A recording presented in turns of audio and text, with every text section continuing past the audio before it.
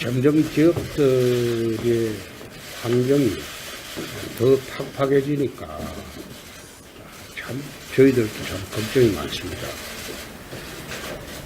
지난번에도 내 베트남 가서 한번 보니까 베트남의 기술력이나 숙련된 노동력은 한국을 넘어가고 있는데 임금은 10분의 1이랍니다. 그러니까 베트남에 한국 기업이 만드는 일자리가 70만 개랍니다. 베트남에서만. 그러면 베트남에서만 한국 기업이 만드는 일자리가 70만 개인데 세계전적으로 치면 일자리가 경총인가 거기서 봤는데 300만 개로 이상으로 추정을 한다고. 점점 기업들이 해외 탈출을 하고 있다. 또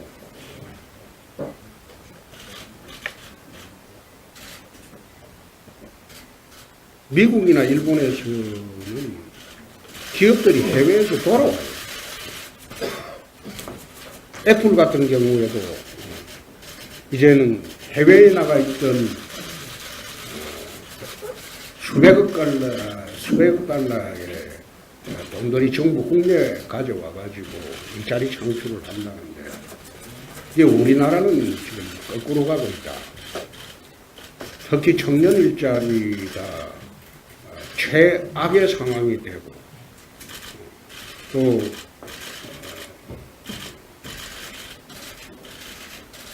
앞으로 개선될 기미도 전혀 보이지 않는다. 특히 중소기업은 급격한 최저임금 인상으로 자영업자가 지금 거리로 내몰리고 있고, 중소기업은 한계 시에 도달하고 있고, 어쩌다가 사적으로 중소기업 하시는 분들 만나보면 전부 해외 탈출할 생각만 하고 있어요. 그래서 국부가 정부하고 또 일자리가 많아진다면 기업의 길을 살려야 되는데, 이 정부 출범하고 난 뒤에 기업 협박만 하고 압박만 하고 전부 범죄시하고, 그리고 대통령 한마디로 시장 질서가 교란이 되고, 그렇게 해서 기업은 점점 환경이 어려워지니까 나라가 이런 식으로 운영이 돼서는 정말 어려워진다. 대선 때도 그랬지만 한국의 노동시장을 개혁을 하지 않고는 한국은 더 이상 발전할 수도 없고 강성기종 노조의 천국이 되어가고 있습니다. 강성기종 노조들만 데리고 나라 운영이 되느냐? 나라 망하는 길로 가는 겁니다. 그리스 같은 경우에 제조업이 없는 이유가 강성 노조 때문입니다. 그래서 그리스가 망했습니다. 한국이 여기까지 오게 된 것은 제조업의 강국이기 때문에 한국이 여기까지 왔는데, 전국에 있는 모든 제조업체는 강성 노조의 손에 다 들어가가지고 기업하는 사람들은 전부 이게 범죄시를 하니까 제가 보건대는 노조공화국을 만들고 있다.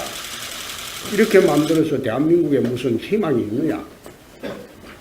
저희들은 없다고 봅니다. 아마 이제 출범한 지 이제 곧 1년이 다 돼가기 때문에 세상 분위기가 바꿔지리라고 봅니다.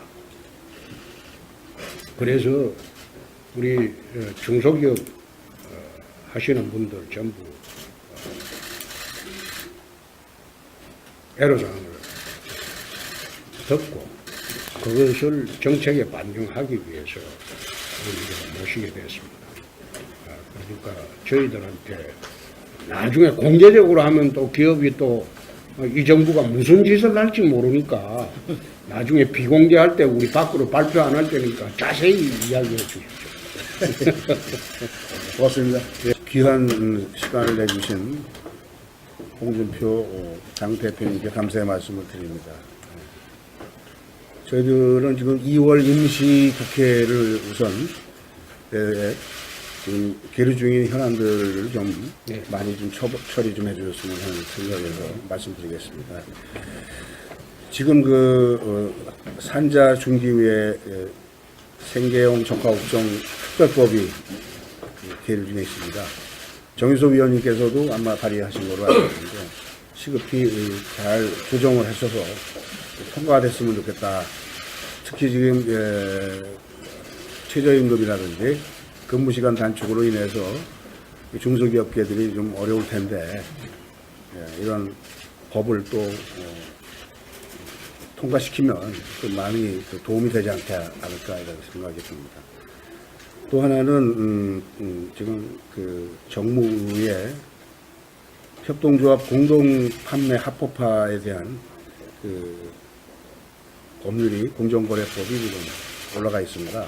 정무위에서 이번 임시국회에 좀 조속히 좀 통과해 주셨으면 하는 생각입니다. 마지막으로 이미자 간사님도 계시지만 환경노동에서 근로시간 단축 이게 아마 이번 회기에 다뤄질 거로 보는데 지난번 여야 간사께서 잠정적으로 합의하신 문제에서 저희들 중소기업계 특히 영세기업에 대한 보완이 좀 부족하지 않느냐 해서 저희들이 계속 당에 요구를 했습니다. 이 문제는 또 여당에서도 어느 정도 전향적으로 지금 검토하고 있는 걸로 알고 있습니다. 그래서 최소한 30인 이하의 영세기업에 대해서는 인력 수급이 안 되는 기업이거든요. 이 문제는 탄력 근무를 좀 8시간 이내에서 노사가 합의하면 탄력 근무를 할 수 있도록 해주시면 인력 수급에 많이 도움이 될 거고 그렇게 되면 좀 근로시간 단축이 연착륙할 수 있는 최소한의 토대가 되지 않을까 이렇게 생각합니다. 이런 문제에서 좀 대표님께서 직접 좀 임시국회 맞이해서 좀 챙겨주시기 바랍니다. 근데 근로시간 단축이 되면 임금도 삭감이 됩니까? 예? 이론적으로는 삭감이 되는데요. 그럼 어떻게 다 삭감을 하겠습니까? 그게 경영하는 입장에서 어려움이 커지는 거죠. 아니 근로시간이 단축되면 임금 삭감을 전제로 해야 될 거 아닙니까? 문제를 해야 되는데 근로자들이 그 부분을 수용을 안 하죠. 대통령이 자기 사비라도 월급이라도 털어서 그건 내놔야지. 안 그렇습니까? 그건 시장 기능에 맡겨야 할 문제가 아닌가 싶은데. 이 문제는 이제 그 대통령이 근로시간 단축하라, 비정규직, 정규직 하라 이랬으면 그 시장 기능에 안 맡기고 그래 이야기했으면 자기 돈을 내서라도 보전을 해줘야죠. 국민 세금으로 보전하는 것은 그건 맞지 않습니다.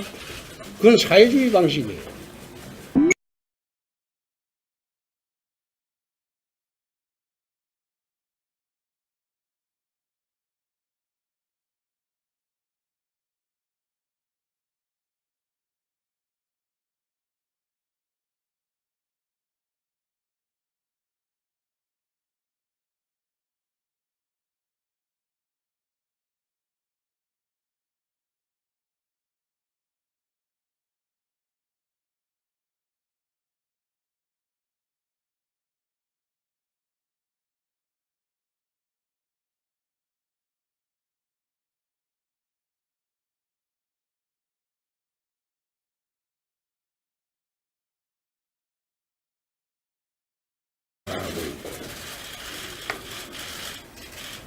어쩌다가 사적으로 중소기업 하시는 분들 만나보면 전부 해외 탈출할 생각만 하고 있어요.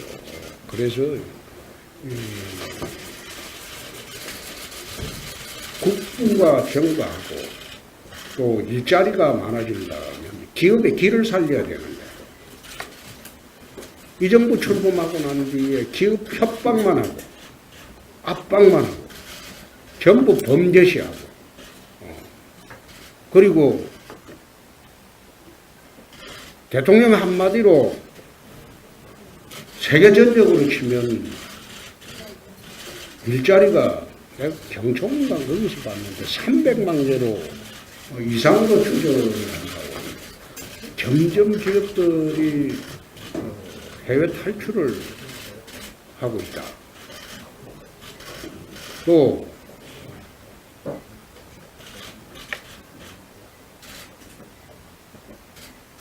미국이나 일본에서는 기업들이 해외에서 돌아와요. 애플 같은 경우에도 이제는 해외에 나가 있던 베트남 가서 한번 보니까 베트남의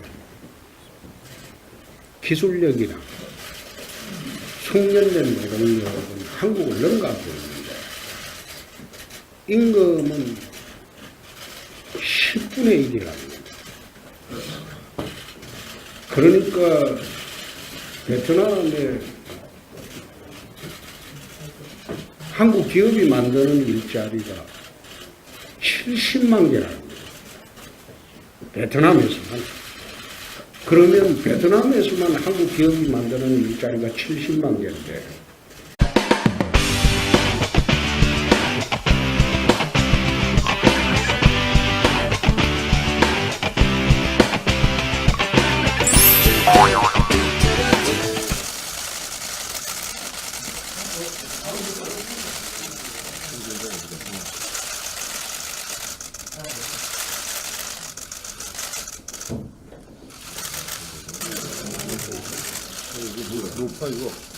점점 기업들의 환경이 더 팍팍해지니까 참 저희들도 참 걱정이 많습니다.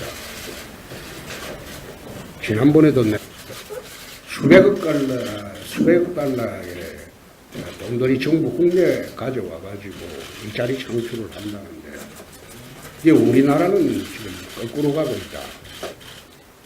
특히 청년 일자리가 최악의 상황이 되고 또